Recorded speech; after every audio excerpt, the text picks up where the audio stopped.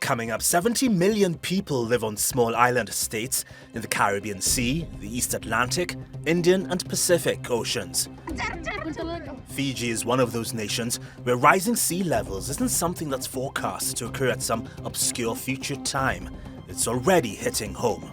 Sometimes the whole place is underwater.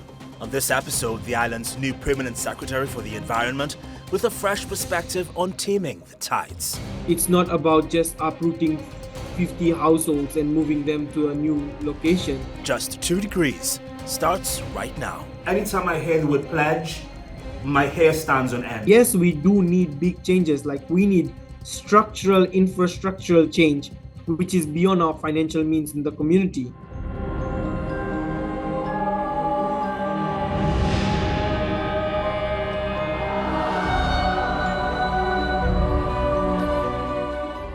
In 2016, Cyclone Winston, a Category 5 storm, slammed into Fiji.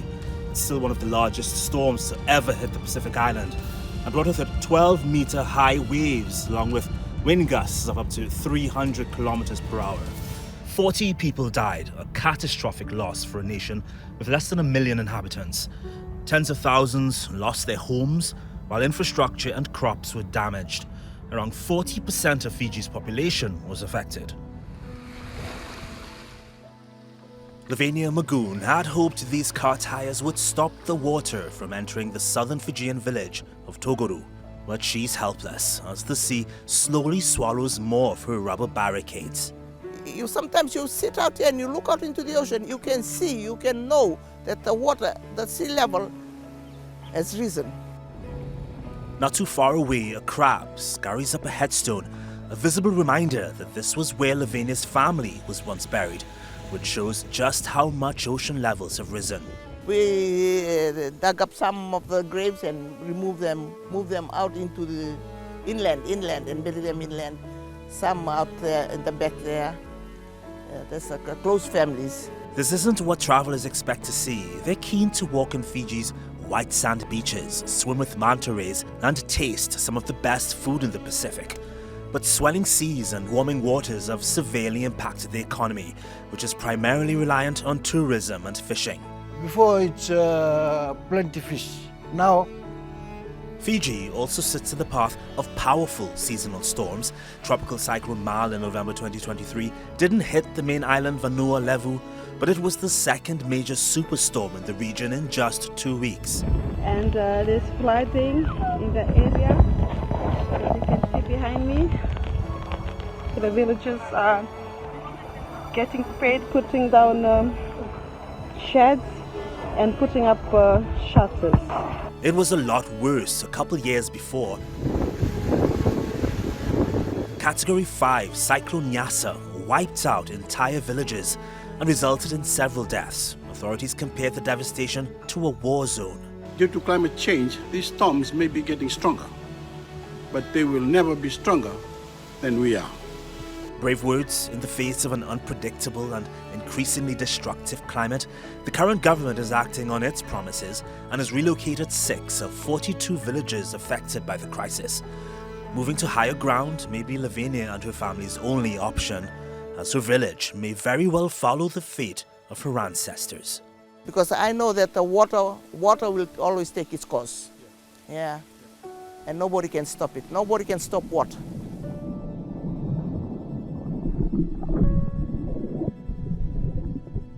Secretary Michael, thank you so much for taking time to speak with us on this really difficult topic. I've been trying to put myself in the frame of mind of someone who's basically been cornered and has no choice but to uproot their entire life, and due to no fault of theirs. I assume it's a feeling like seeing a train speeding towards you and you can't get out of the way. I guess you're talking about your reflections towards the relocation issues in Fiji that is currently in the global news and media.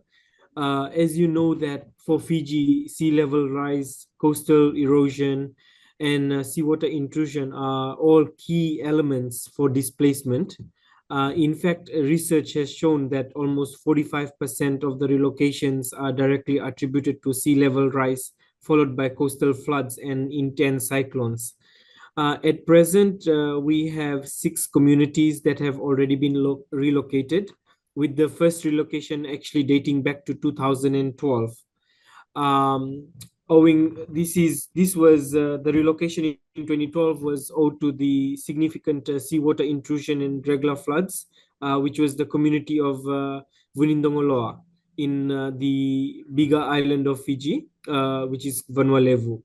Yes, what Fiji is attempting to do is unprecedented. For years, politicians and scientists have been talking about the prospect of climate migration. And in Fiji, and in much of the Pacific, not just Fiji, the migration has already begun. As I've mentioned, for us, 6 communities have been relocated. For us here, the question is no longer if communities will be forced to move, but how exactly to do it, right? So most communities view relocation as the last choice.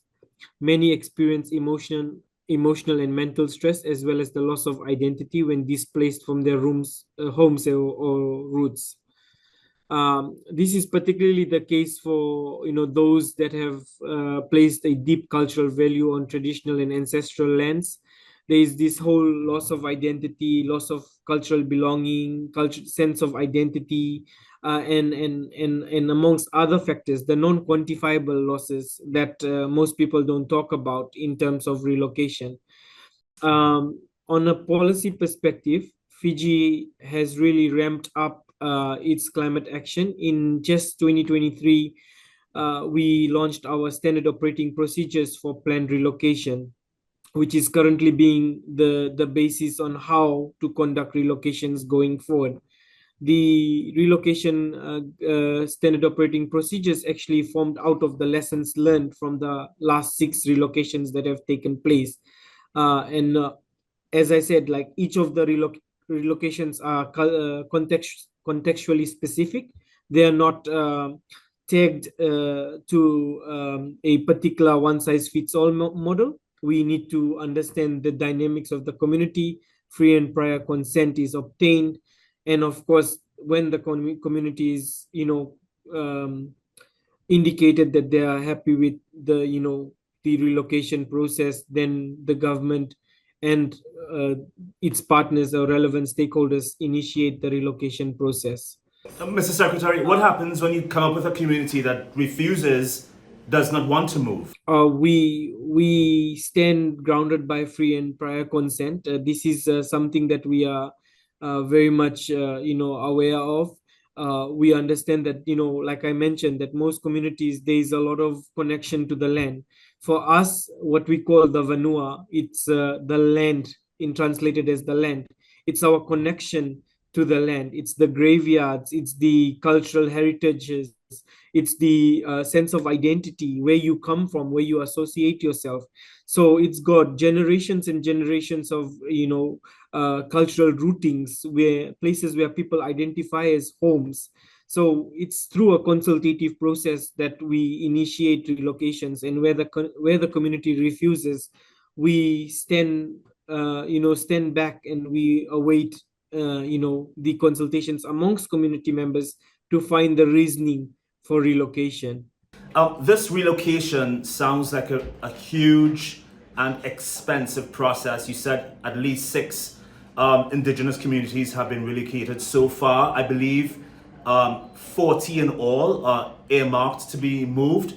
Why is the process moving at such a seemingly, to me, slow pace? Or are you moving according to plan? We are, I could say, as you have mentioned, that like I mentioned, one is the free and prior consent that needs to happen in order for us to initiate the relocation process. So as we speak right now, 2 of the communities in the northern islands of Fiji are also initiating relocation through government support and also through the civil society support.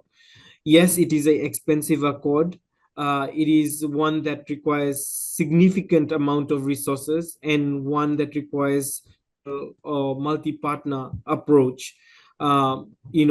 It's not about just uprooting 50 households and moving them to a new location.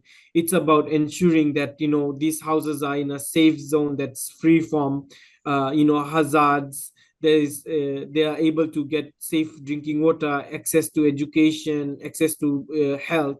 So these processes of urban planning or town planning that needs to happen prior is also a process that is undertaken through multiple stakeholders.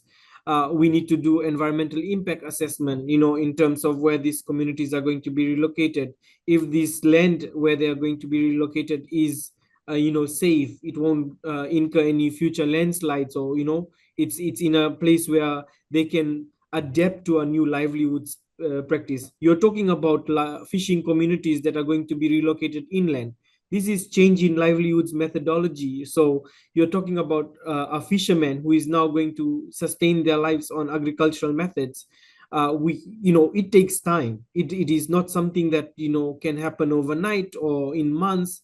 It may take years for relocation to happen. So to answer your question, it is happening with the availability of resources, and with the commitment of different partners that are supporting the process, as I can say.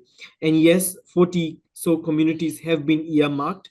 We do have a task force, a relocation task force, that then looks at the community's priorities and the urgency of these communities to be relocated. From my understanding, Fiji is a relatively small island, and there are many small islands that different communities live on. Is it that these fisher folk are being relocated too far away to continue their trade and now have to rely on agriculture? What's the methodology in terms of the distance someone is relocated, or rather the land that you choose for relocation? Yes, it's subject to availability of land and the safety of the boundaries in which they are located. So it's not necessarily outer island maritime communities we are talking about. They are more like coastal communities that are located on the coastal areas of Fiji that are exposed to saltwater intrusion and severe floods. So they are moved inland, further inland, where the land is made available from indigenous communities that also belong to indigenous communities or the state, at the end of the day. So this process takes time as well. The community needs to have some form of attachment to the new location that they're relocating to, and so yeah, it's moving inland. So sometimes it depends on how far, can be up to 3 to 4 kilometers. Sometimes it can be further, depending on where the land is best available. And also, like I said before, it depends on how best this land texture is. You cannot take them to a swampy land. You have to take them to a land which is got sustenance in terms of agricultural produce and so forth. So we look at all of these factors. There is a mineral survey done, there's a geophysical survey done. All of these things are done prior to the consideration for relocation. Yeah. And Mr. Secretary, I understand there are squatters as well. For example, in Fiji's capital, Suva, about roughly maybe 60,000 squatters who live in informal settlements, in mangroves, in marshes. These are also coastal areas. Although marshes and mangroves do help mitigate flooding, is the government looking at this group of people for relocations as well? Yes, so the government of the day prioritizes all communities equally. It's, as I mentioned, it's based on urgency. It's based on those that are living, like, for example, there are communities that are affected by natural hazards, such as tropical cyclones, that have to resort to temporary housing arrangements, such as tents and so forth. So the priority, therefore, is whether rebuilding in the same location is going to be safe, or whether moving them inland or moving them to a safer location is more of a priority, because of the other types of hazards that they're exposed to, such as health hazards. You have leptospirosis, typhoid, dengue, and so forth. These are realities of communities. Access to community education, access to community health services, they are all factors. So if everything is destroyed through a tropical cyclone, then the factor that is at play is how do we then relocate these communities to safer zones? So building, not only building back better, but building back safer, about these communities. Yeah.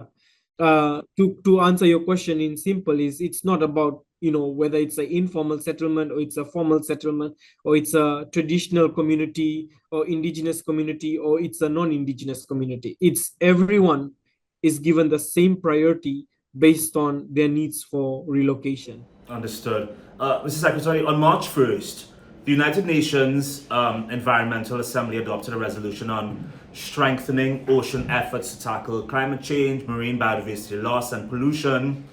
Those are lovely and promising words, but what exactly will this do for Fiji? Thank you for that question. Fiji is proud to be one of those countries that were co-sponsoring this resolution along with Costa Rica and the European Union. We were not officially listed as a co-sponsor, but we were in the room along the margins of those negotiations. For large ocean states like Fiji, the adoption of this resolution is a significant milestone because it prioritizes the means of implementation to facilitate processes for coastal adaptation or ocean-based climate action, which is the terminology that is used in the the climate change negotiation space. What does it mean in practice? It's prioritizing the BBNJ agreement. It's about creating maritime protected areas where marine protected areas are restored, coral reefs are restored, which not only contributes to the carbon solution that we have, which is the achieving carbon neutrality, but also about restoration of livelihoods and fisheries products that we have in terms of our communities. More importantly, the resolution calls for means of implementation, which is scaling up finance, scaling up capacity building, scaling up technology transfer. Particularly, if you look at one of the references, it says 4 small island developing states, which we in the Pacific, we call ourselves the big ocean states or the large ocean states.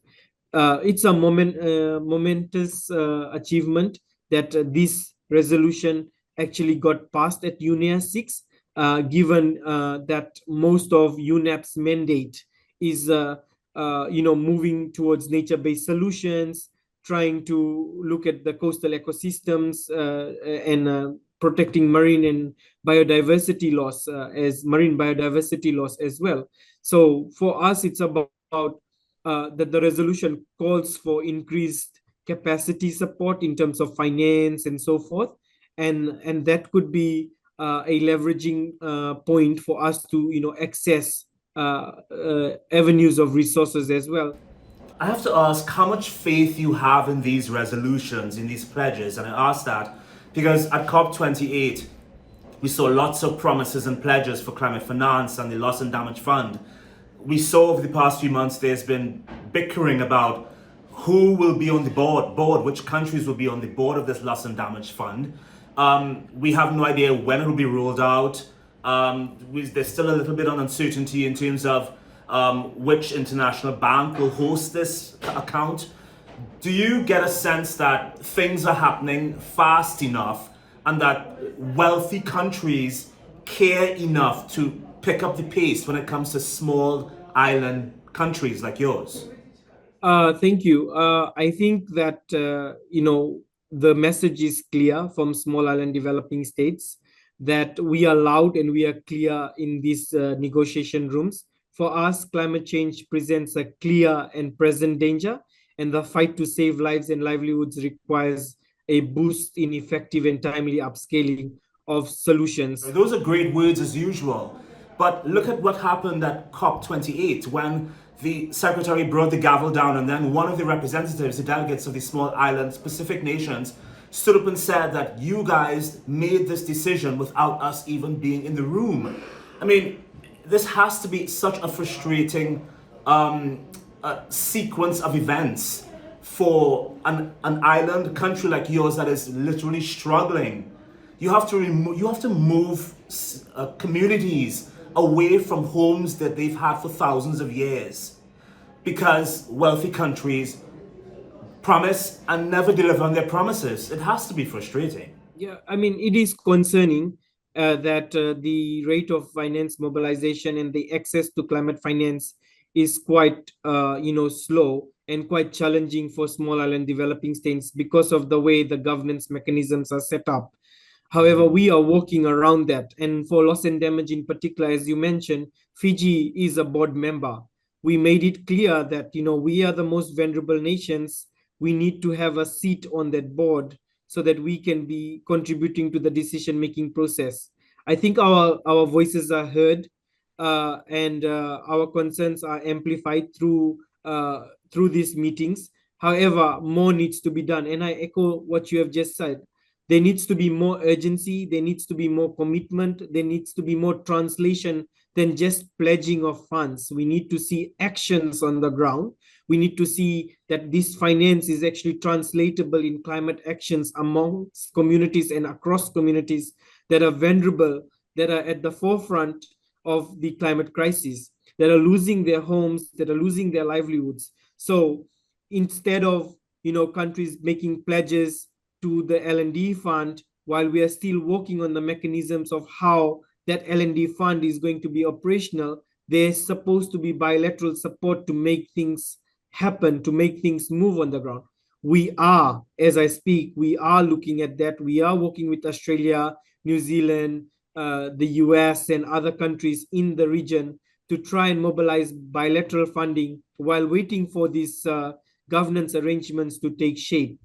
These are the countries, like New Zealand is a country that has pledged money in the Relocation Trust Fund to support the government's efforts in relocating communities. So I can firmly say that and confidently say that countries, that are considering or recognizing the vulnerability and the crisis, the injustices that the communities are subjected to, they are putting their right foot forward and they are taking action by committing resources to us. They also understand and hear us loud in terms of the inequalities in the distribution of resources, in the amount of time it takes us to access a fund. I can confidently tell you that some of these funds for GCF may take us so long to access just because the fiduciary requirements are quite stringent, and we are still working on strengthening the governance arrangements, within smaller administrations is the correct way to put it. It's not about always building capacity. It's about ensuring that our systems and processes are in place to leverage from these financing mechanisms. So what does it leave us to? It's about rethinking the role of climate finance and how do we access it? Do we have to go through existing arrangements, or can we look at multilateral and bilateral funding or philanthropy funding where required? I really admire your level-headed approach to this because I also come from a small island in the Caribbean, and anytime I hear the word pledge, my hair stands on end because it leads to almost nowhere most of the time. But let me just switch this conversation to you personally. Your motto, your personal motto, from what I've read, is small changes collectively make a significant impact. Considering what people in Fiji face every day, every time the rain falls, every time there's a powerful Category 5 storm, how does that message, that is your personal mantra, resonate with people there? Yeah, small changes is about taking responsibility and stepping up to try and initiate change within your own circumstances, right? Because if communities don't have access to resources, they will not be able to make the necessary changes that they want to see or envisage. So my motto in life is, if you have access to these resources, try and be responsible to try and create change so that you are creating the enabling environment for others in the community. Some of us are lucky, some of us are unlucky, some of us are not privileged to be able to facilitate this. So it's about working within your means and trying to, create this culture of togetherness, of working together, which in Fijian we call Sole Solevaki, which is about getting the entire community together to try and initiate or leverage on the cultural capitals that we have to try and create the change within the communities that we or see the change we want to see. So it can be as small as working together using nature-based solutions to do seawalls project, just so that you are able to build a safeguard on rising sea levels. Using mangrove restoration in your communities, we have abundance in supply of mangrove plants. Why can't we take those plants, engage the young people and plant mangroves, so that landslips and soil erosion is kind of maintained and sustained. And that's our show. Secretary Michael talks about how fisherfolk will need to adapt to relocation changes and take up wider forms of agriculture. I'll leave you with pictures of people doing just that.